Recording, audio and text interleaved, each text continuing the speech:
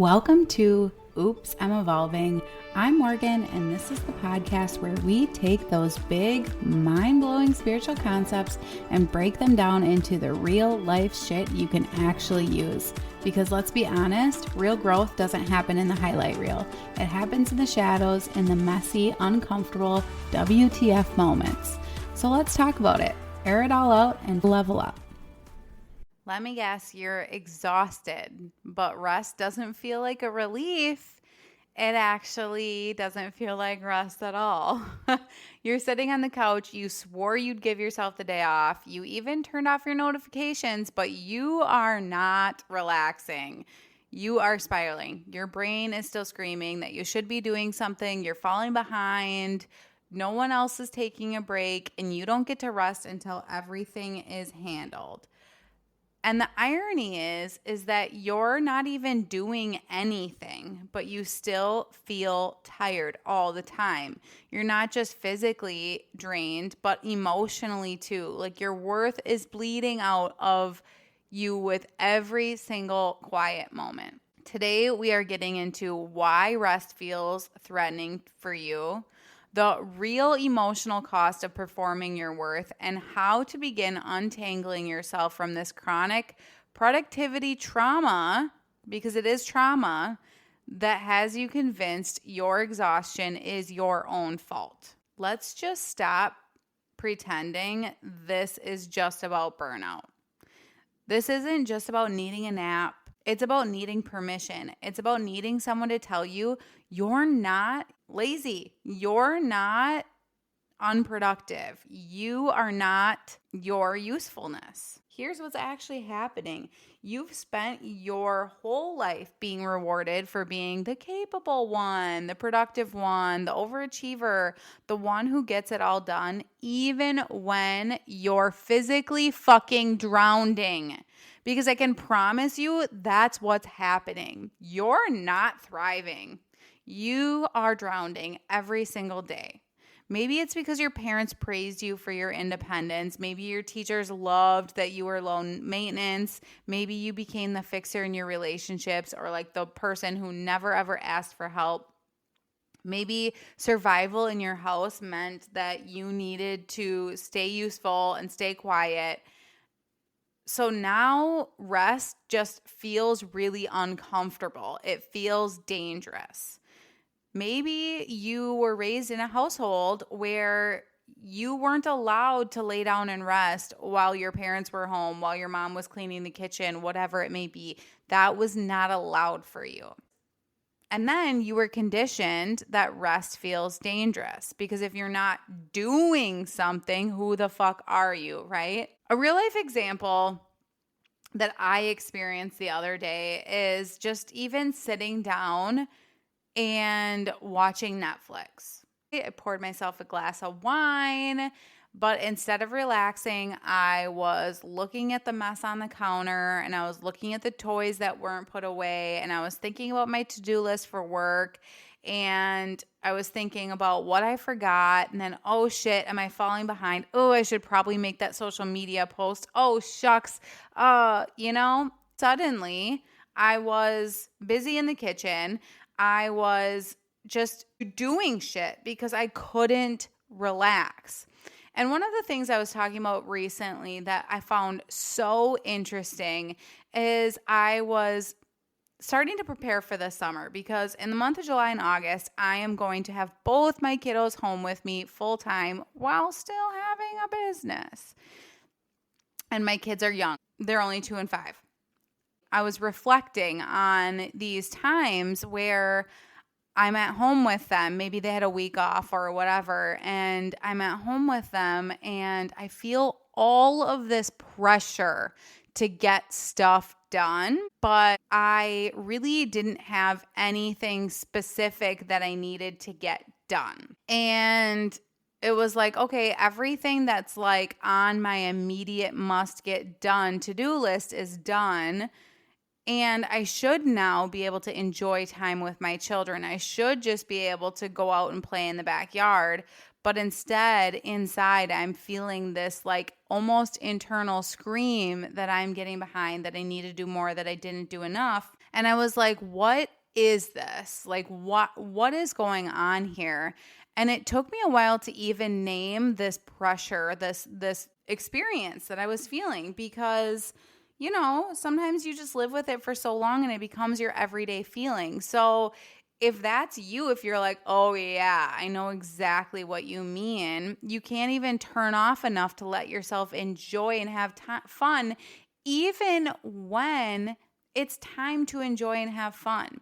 You're either all the way on or you're all the way off. Like, this happens to me too, where it's like, nope, I'm off. I said I was off, but still mentally I am spiraling. It's this guilt loop. It is the rest activates this shame.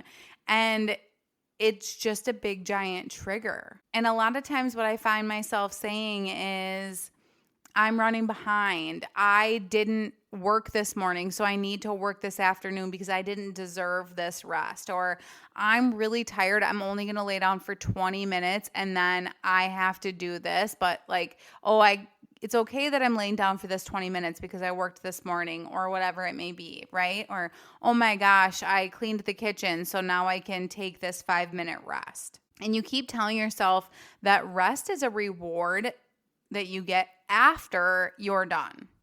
But for some reason, that to-do list never, ever, ever ends. So then neither does your guilt, right? It's like you continue having all of this stuff. You have to keep living your life. You have to keep doing. So that list never, ever, ever ends. And let's be clear, this guilt doesn't show up in obvious ways. Like I said, it's super sneaky. It shows up in your body when you finally sit down and your chest tightens. It shows up as irritability when maybe you're supposed to be connecting with your partner, or you're supposed to be connecting with your kids and you just can't. It shows up when you're so fucking burnt out that you want to cry in the shower, but you don't use those sick days that you have built up. I know for me, I'm working through this, but I a lot of times don't feel safe as being seen as someone who doesn't at least have it somewhat together, right? Like, I can tell my friends that I'm spiraling or that I'm like going through a hard time, but I don't think anybody's actually seen me all the way fall apart, like completely just fucking break down. I don't think that's ever happened, because if you slow down, someone might judge you. Someone might need something. Someone might think that you're weak, lazy, unreliable, or too slow. So you just keep going. You keep that mask on. You keep performing. You keep smiling. You keep hustling. You keep pushing through. Even though inside you're screaming, I can't keep doing this and something has got to give. If you have an undefined ego in your human design, this is going to be particularly resonant for you. I feel though like a lot of people struggle with this. Or even if you have like an undefined root, you might really struggle with this. It is, my friends, really just truthfully conditioning. This is the hardest truth of all. Rest means being a different version of you. One that the people around you might not like. Like, if you stop over functioning, maybe you'll stop rescuing your partner. Maybe you'll stop being the one everyone leans on. Maybe you'll stop being on all the time. And that might mean that some people get really uncomfortable. It might mean that your relationships might need to shift. And it might mean that some people stop calling you. So there's this deep down that it might not just be this fear of resting. It's this fear of who you're not constantly proving your value to. Like, who are you going to be if you're not constantly proving your value? So I have obviously a special job. I work from home. I have very fluid hours. I don't really have specific in-office hours, off-office hours, because for a lot of times typical office hours, I have my kids. So I just work when things are convenient. But there are times where I desperately need time off. I just absolutely need it. Or maybe I even need time off from life. Like it could not even be time off from work. And maybe it's like, I am fucking maxed and I need time off from responding to my friends. I need time off from everything, right? So that's the way this can come across. That's the way this can feel. But then, it's Saturday morning and your mom texts you and she needs a favor, or your coworker has just a quick question, or your friend is having a crisis. So then it's like, okay, well, now I guess I'm just going to have to put my rest on hold again, because saying no feels like you're going to be a really bad person, like you're going to be a really bad friend. It's way worse than just being exhausted. And this is because deep down, the idea of being seen as unavailable or like selfish is more unbearable than your burnout. And if you're like, oh, fuck, that's me. Yeah, I know, me too. Because as I was getting ready for this episode, and like I said, I was really diving into how can I make my summer the best summer with my kids, because I am not somebody that works well with their children home. Like I really pull my hair out. It gets really difficult for me, but I'm really trying to just enjoy the time that they're little and that I get to be home with them. And after all, that is why I quit my full-time job, was so that I could be home with my children. So I was trying to really figure this out and capitalize on this. And when I was digging into it, it was like, oh, stab to the heart.